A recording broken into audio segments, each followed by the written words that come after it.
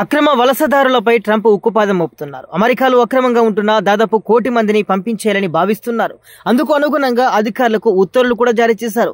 ఇప్పటికీ అక్రమంగా అమెరికాలో ఉంటున్న దాదాపు 600 మందిని తిరిగి పంపించేయడానికి ఏర్పాటు చేశారు. అంతేకాకుండా మరో 400 మందిని అరెస్టు చేశారు. టెర్రరిజం, మాదక ద్రవ్యాల అమ్మకం, దోపిడీ, దొంగతనాలు లాంటి ఆరోపణలు ఎదుర్కొంటున్న వారిని తిప్పి పంపుతున్నట్లు అధికారులు చెబుతున్నారు.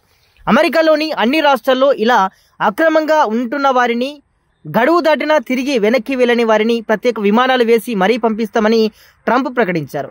దాంతో అక్రమంగా ఉంటున్న వారిలో టెన్షన్ మొదలైంది. ప్రపంచంలోని చాలా దేశాల వారికి అమెరికాలో నివసించాలని ఆశ ఎక్కువగా ఉంటుంది. వారంతా వీసాల కోసం ప్రయత్నం చేస్తుంటారు. అయితే అందరికీ వీసాలు దొరకవు. దాంతో అక్రమ మార్గాల్లో అమెరికాలోకి ప్రవేశిస్తుంటారు. ఇక అమెరికా లెక్కల ప్రకారం దాదాపు 1 కోటి మంది అక్రమంగా నివసిస్తున్నారు. 2022 తర్వాత అక్రమ వలసలు పెరిగినట్లు అంచనాలు చెబుతున్నాయి. ఇందులో మెక్సికో నుంచి ఎక్కువగా వచ్చినట్టు తెలుస్తుంది. అందుకే ట్రంప్ ముందుగా బార్డర్ వద్ద నేషనల్ ఎమర్జెన్సీని ప్రకటించారు. భద్రత కట్టుదిట్టం చేయడమే కాకుండా గోడ పునర్నిర్మించడానికి ప్రయత్నాలు మొదలుపెట్టారు. ఇక అమెరికాలో అక్రమంగా ఉంటున్న వారికి పంపేయడం ఇదే మొదటిసారి కాదు. ఇంతకు ముందు చాలా మంది అధ్యక్షులు ఇదే చేశారు. అయితే ట్రంప్ విధానాలే ఇప్పుడు అందరినీ టెన్షన్ పెడుతున్నాయి. ముఖ్యంగా భారతీయులకు టెన్షన్ మొదలైంది. అక్రమంగా ఉంటున్న వారిని తిరిగి పంపిస్తామంటున్న ట్రంప్ మాటకు మన దేశం కూడా గ్రీన్ సిగ్నల్ ఇచ్చింది.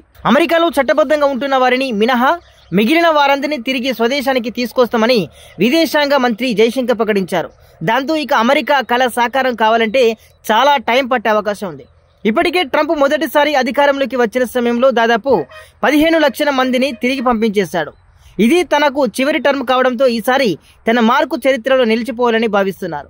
అందులో భాగంగా అన్ని ఆదేశాలు ఇచ్చేశారు. గడువు ముగిసినా వెళ్ళని వారిని, చట్టానికి వ్యతిరేకంగా ఉంటున్న వారిని టార్గెట్ చేశారు. అందరినీ తరిమేసి క్లీన్ అమెరికా చేస్తానని భీష్మించి కూర్చున్నారు. మరి ట్రంప్ ఆశ నెరవేరుతుందో లేదో తెలియాలంటే కొంత టైం వెయిట్ చేయాల్సిందే.